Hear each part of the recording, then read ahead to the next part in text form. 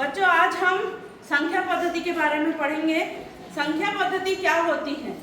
हमने पहले देखा था कि संख्याओं की शुरुआत कहाँ से होती है? एक से, जिसे हम बोलते हैं प्राकृत संख्या। प्राकृत संख्या कहाँ से शुरू होती है? एक। तो हम जो गिनती करते हैं वही संख्याएं प्राकृत संख्याएं होती हैं। अब प्राकृत संख्याओं में हम जब शून्य को शामिल कर देते हैं तो वो क्या बन जाती है? पूर्ण संख्याएं। पूर्ण संख्याएं शून्य से शुरू होती है और कहाँ पे खत्म होती है? अनंत। जो प्राकृत संख्याओं का गुण है कि प्रत्येक संख्या में एक जोड़ने पर हमें अगली संख्या मिल जाती है, वैसे ही पूर्ण संख्या भी कभी खत्म नहीं होती। अब हम आते हैं पूर्णांक में। जब हम ऋणात्मक संख्याओं के बारे में जानते हैं तो उन्हें एक समूह में रखने के लिए हमें पूर्णांक संख्याओं की आवश्यकता पड़ती है। पूर्णांक संख्याएं क्या होती है? जिसमें धनात्मक, ऋणात्मक और शून्य भी शामिल हो। अब पूरी हमारी संख्याएं किसके अंतर्गत आ गई? पूर्णांक के अंतर्गत। जब हम भिन्न की बात करते हैं तो धनात्मक संख्याओं को हम भिन्न के रूप में दर्शा सकते हैं, लेकिन जहां हम ऋणात्मक संख्या आ जाती है वहां पर हमें भिन्न दर्शाने में दिक्कत आती है। उसके लिए हमें एक नई संख्या, जिसे हम बोलते हैं परिमेय संख्या। तो परिमेय संख्या ऐसी संख्या है जिसे P/Q के रूप में लिखा जा सकता है।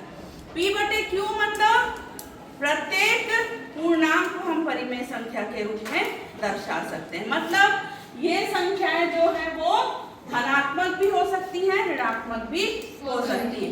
यहाँ यदि हम एक चित्र के माध्यम से देखें तो हम n से शुरू करते हैं, है ना? n यानी प्राकृत संख्या।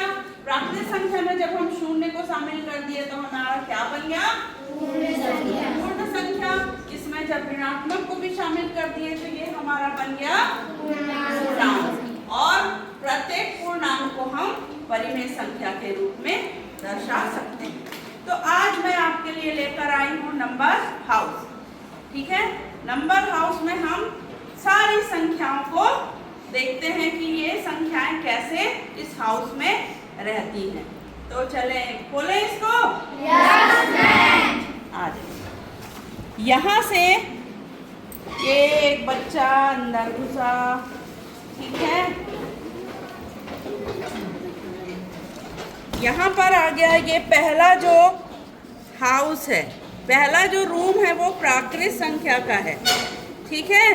प्राकृत संख्या में ये आया और यहाँ पर उजाला नहीं आ रहा, ये आ गया यहाँ पर, ये सोफा में बैठ गया, ठीक है। तो यहाँ पर कौन सी संख्याएं मिलेंगी हमें? सिर्फ प्राकृत संख्याएं जो कि एक से शुरू होंगी। यहाँ पर शून्य अभी हमको नहीं मिलेगा।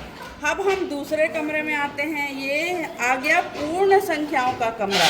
यहाँ पर हमें कौन मिलेगा? जीरो। जीरो भी मिल जाएगा, तो ये पूर्ण संख्याएं बन गई। अब उसके बाद यहाँ प्राकृत संख्या और पूर्ण संख्या, ये दोनों कमरे प्राकृत और पूर्ण के लिए हैं। अब अगले कमरे में चलते हैं हम।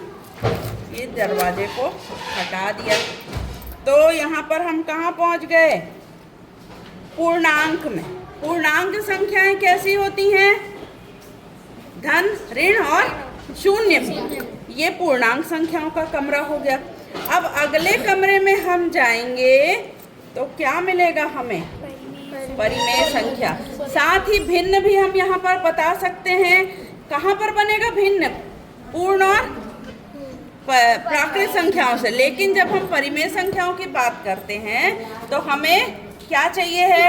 ऋणात्मक संख्या भी चाहिए, धनात्मक भी चाहिए। तो ये जो पूरा घर है, ये आप देख सकते हैं, पूरी संख्या इसमें दिखेगी।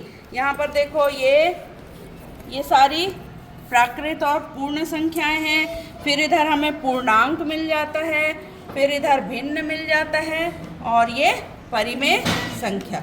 अब एक और रूम है ना?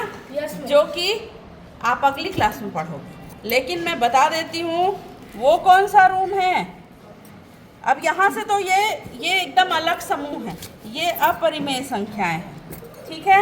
यहाँ से आकर ये पूरा वापस निकल गया, ठीक है। तो ये हमारा संख्या हाउस अच्छा लगा आप लोग को?